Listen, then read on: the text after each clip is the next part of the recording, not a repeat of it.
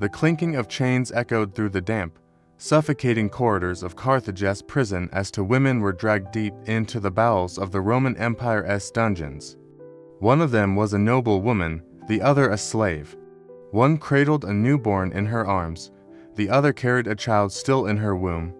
And both carried something Rome feared more than any weapon: faith in Christ. It was the year 203 AD, and Vibia Perpetua and Felicitas were about to face one of the most calculatedly cruel punishments ever devised by human hands. Under the scorching North African sun, before thousands of roaring spectators in Carthage's great amphitheater, they would endure a spectacle designed to strip them of dignity, crush their bodies, and break their spirits. But their story isn't just about brutality. It's about defiance, about unshakable conviction, and about the strength of the human soul when confronted with absolute cruelty. Rome's African province on edge in the 3rd century. Roman Africa was both prosperous and restless. Carthage, once Rome's mortal enemy, had been transformed into one of the empire's wealthiest provinces. But beneath the polished surface of trade and culture, tension simmered. Christianity was spreading quickly, weaving its way through every level of society, from slaves in the markets to noble families in marble villas. For the Roman authorities, this wasn't just a religious curiosity, it was a political threat. This new faith demanded loyalty to a heavenly king above the emperor himself. Septimius Severus, the emperor at the time, knew the potential danger all too well. He had been born in Africa and understood the region's volatility. Whether by his direct order or through the zeal of local governors eager to impress him, persecution in North Africa intensified. To women, two worlds, one faith. Perpetua was 22 years old, a young mother, and the daughter of one of Carthage's most influential families. Her life had been shaped by privilege. She spoke both Latin and Greek, knew her classics, and had been groomed to be a respected Roman matron. But somewhere in her heart, she longed for something greater than the life expected of her. When she discovered Christianity, she found the truth she'd been seeking. Felicitas was her opposite in almost every way. A household slave in Perpetua's home, she had no legal rights, no path to freedom, and no place in the hierarchy beyond servitude. But she was intelligent, resilient, and fiercely spirited. At just 20 years old, she was 8 months pregnant when she first heard the Christian message under Perpetua's roof. In it, she found a dignity that Roman society had never granted her. Both women were catechumens, still in the long process of learning the faith and preparing for baptism.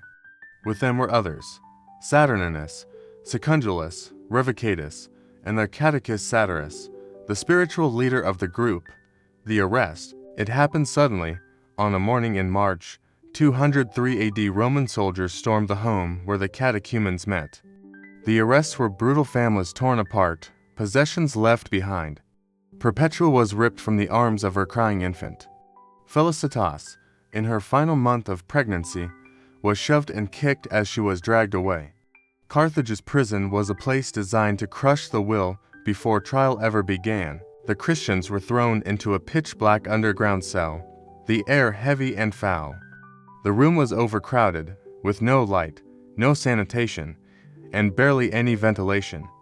By day, the heat was suffocating. By night, the cold bit into their bones. Food was scarce and rotting, water rationed to the edge of thirst. Many prisoners died long before they saw a judge. That was, in fact, the point: the prison diary. It was here, in the darkness, that Perpetua began writing. What she produced is one of the most extraordinary records from the early church and one of the first known writings by a woman in Western history. In it, she chronicled not only the brutality around her, but her dreams, her visions, and her deepening faith. Her words have survived for over 1,800 years, a direct window into the mind of someone preparing to die for what she believed. Her father visited often, desperate to save her. A staunch pagan, he pleaded with her again and again to renounce this dangerous faith. In one visit, he even knelt before her, calling her daughter instead of lady, breaking every Roman convention of dignity and authority. But Perpetua could not be swayed. Her faith, she told him, was not negotiable, not even to preserve her life or protect her family's honor. A mother's race against time, Felicitas faced an added agony. Roman law forbade the execution of pregnant women until after childbirth. If she didn't deliver before the date of the games, she would be spared for the moment, but separated from her companions, left to die later, alone. The thought of being denied the chance to die alongside her new Christian family was almost unbearable. The whole group prayed fervently that she would give birth in time. Just 2 days before their scheduled execution, their prayer was answered, though the birth itself was agony. Malnourished, dehydrated, and under crushing emotional strain, Felicitas labored in the darkness, her cries echoing through the prison. A guard, hearing her pain, mocked her, "If you suffer like this now, what will you do when you face the beasts?" Her reply became one of the most powerful statements in early Christian history. "Now it is I who suffer. But out there, another will be in me, and he will suffer for me, because I will suffer for him." The trial and the sentence. Their trial was a mere formality, a show of Roman authority rather than justice. Hilarianus, the procurator, offered them one last chance to save themselves, sacrifice to the Roman gods and go free. One by one, they refused. When Perpetua's turn came, the magistrate appealed to her as a mother. "Think of your baby, do not orphan your child." Her answer was firm, "I will not sacrifice." The sentence was read with pomp. They would face wild beasts during the public games honoring Geta, son of the emperor. It would be a full-day spectacle, with multiple stages designed to prolong the agony and feed the crowd's hunger for violence. The day of the games, March 7th, 203 AD, dawned hot and clear over Carthage. Long before the sun climbed high, the streets were alive with anticipation. Crowds streamed toward the great amphitheater, its stone arches ready to swallow tens of thousands. Vendors shouted over one another, selling bread, fruit, and wine. Gamblers exchanged coins and argued about how long each prisoner might last. By the time the games began, every seat was taken, perhaps as many as 25,000 people. From the wealthiest merchants in silks to laborers in coarse tunics, they were united by a common appetite for blood. The smell of dust, sweat, and anticipation hung in the air. Then the condemned were brought into the arena. But instead of the fear and trembling the crowd expected, the Christians entered singing hymns. Their faces were calm, their steps steady. Perpetua, in particular, stood out. Her expression radiated an unshakable confidence that seemed to confuse those watching. When attendants tried to dress her in the ritual tunics dedicated to the Roman gods, she refused outright. "I have come here to die as a Christian," she told them, "not as a pagan." And somehow, even the guards obeyed. The ordeal begins. The games followed a familiar, brutal script. First, the men of the group were exposed to wild animals, each chosen for maximum spectacle. A wild boar gored Satyrus. Bears and leopards tore at Revocatus and Saturninus. These beasts had been starved beforehand to make them more aggressive. Secundulus never made it to the arena at all. He died in prison, spared the public violence. The roars of the animals, mixed with the frenzied shouting of the crowd, echoing against the stone like a storm. Blood spattered the sand. Every attack drew cheers, every wound a wave of excitement. But for Perpetua and Felicitas, the organizers had saved something special. The wild cow, a large, enraged cow, was brought into the arena, an unusual choice. Loaded with symbolism, the crowd knew the cruelty behind it. The animal, maddened by noise and confusion, charged at Perpetua first, catching her on its horns and hurling her through the air. She landed hard on her back, the impact shuddering through the amphitheater. And yet, her first instinct was not to cry out, but to stand, gather herself, and straighten her tunic to preserve her modesty. Even in that moment, she clung to dignity. Seeing Felicitas injured and struggling, Perpetua ran to her side, helping her to her feet. Together, battered but still standing, the two women faced the crowd. They prayed aloud, their voices carrying through the arena, refusing to give the mob the spectacle of fear it craved. An unintended effect, something began to shift in the stands. The crowd, so eager for blood just moments before, started to grow uneasy.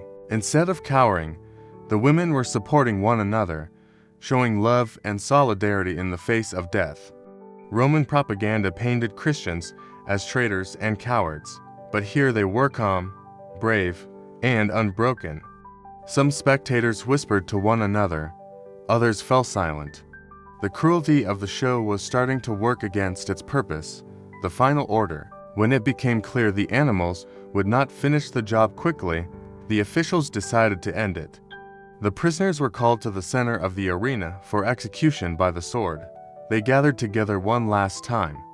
Before the end, they embraced, exchanging the traditional Christian kiss of peace, a final sign of unity. Felicitas was first. An experienced gladiator stepped forward and, with a single practiced blow, ended her life instantly. Then came Perpetua. Her executioner was a young gladiator, nervous and unsteady. His first strike missed, hitting her between the collarbones. It was the first time during the entire ordeal that she cried out in pain, and then, in an act that stunned even the crowd, she reached out, took hold of his trembling hand, and guided the blade to the correct spot on her neck. In doing so, she chose the moment of her own death. The shockwave the authorities had intended the execution to serve as a warning to crush the Christian movement in Carthage through fear. Instead, the opposite happened.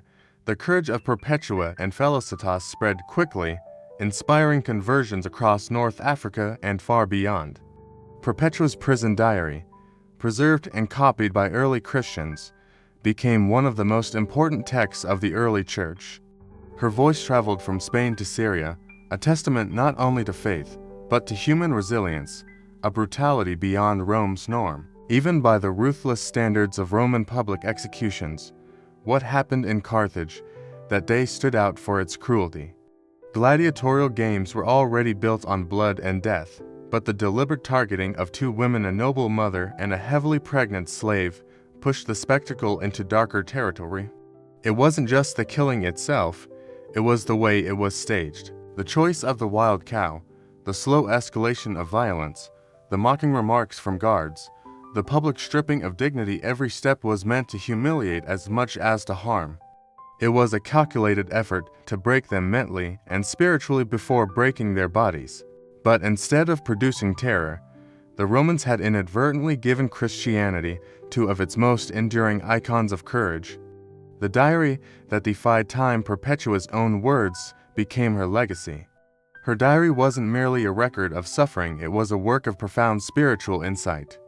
She described her visions, ladders reaching to heaven, gardens of peace, and the triumph of light over darkness. These were not the thoughts of someone crushed by despair. They were the words of a woman utterly convinced that her death was not the end. It's rare in ancient history to hear a woman's voice so directly, unfiltered by later retellings, and rarer still to hear one speak from within the shadow of execution, reflecting with such clarity. Through her writing, Perpetua stepped out of the role Roman society assigned her: daughter, wife, mother, and took her place as a leader in a movement Rome feared, but could not stop. Felicitas, a different kind of defiance. Felicitas left no writings of her own, but her courage speaks through the accounts of those who knew her. She was a woman who, by Roman law, didn't even count as a legal person. Yet, she faced death with the same composure as her noble-born friend. Her final recorded words, spoken between contractions during childbirth, captured the essence of early Christian martyrdom: suffering as participation in a greater story, pain as a path to something beyond the reach of her captors. For her, dying alongside her companions was not a tragedy, but an honor. The ripple effect. News of their death spread quickly. In an age without printing presses or mass communication, the story traveled along the trade routes, carried by merchants, missionaries, and converts. Communities as far away as Gaul and Asia Minor told and retold the events at Carthage, holding Perpetua and Felicitas up as examples of steadfast faith. For many early Christians, their martyrdom became almost liturgical, a story read aloud during gatherings, not as a tale of loss, but as a celebration of victory over fear, over Rome, and over death itself. Rome's miscalculation. The Roman state had always believed in the power of the arena to control its subjects. Violence was a message. This is what happens to those who defy us. But the amphitheater was also a stage, and sometimes the intended script could be rewritten by the condemned themselves. Perpetua and Felicitas didn't enter the arena as criminals or as victims. They walked in as witnesses to their faith. Yes, but also to the idea that there are convictions worth more than life, and the crowd saw it. Some may have been repelled, others quietly moved, but none could mistake their composure for cowardice. A lesson that endured over the centuries. Their story became more than a Christian narrative, it became a universal testament to moral courage. It spoke to anyone who had ever faced injustice, anyone who had ever been told to stay silent in the face of oppression. Perpetua's diary was copied and recopied for generations. Felicitas's name was remembered alongside hers, the two inseparable in memory, just as they had been in life and in death. More than a Christian story today. The account of Perpetua and Felicitas is often told in church settings, but its power reaches far beyond religious lines. At its core, it's about two women from opposite ends of society, one a wealthy aristocrat, the other a pregnant slave, united not by birth, wealth, or law, but by a shared conviction they would not abandon, even in the face of certain death. Their friendship alone defied the rigid Roman social order. In the arena, they stood together as equals, refusing to be defined by the chains society had placed on them. In life, Rome had kept them apart by class. In death, they stood side by side. The true measure of civilization. Perpetua and Felicitas force us to ask uncomfortable questions about Rome, often celebrated for its architecture, governance, and military might. What does it say about a civilization when it turns the suffering of women into public entertainment? When it deliberately prolongs their deaths for the sake of spectacle? For all its roads, aqueducts, and legal systems, Rome could not claim moral greatness when its amphitheaters echoed with the screams of the innocent.